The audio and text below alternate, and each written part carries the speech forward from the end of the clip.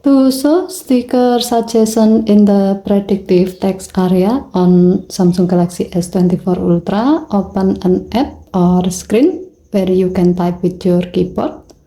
As the example, while you are texting someone on WhatsApp, tap the text field to show up the keyboard.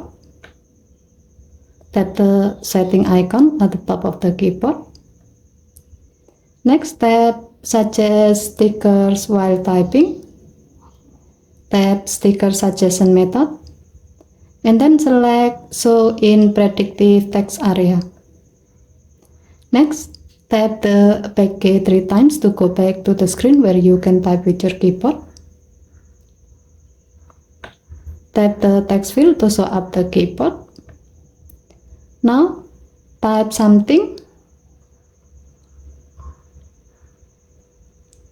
As you are typing, you can see that your phone will show suggested sticker in the predictive text area. Tap the sticker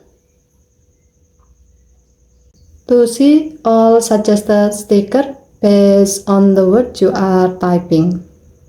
Tap the desired sticker to remove the word you type with it. And then tap Send button to send the sticker. Okay, thank you for watching. Have a nice day.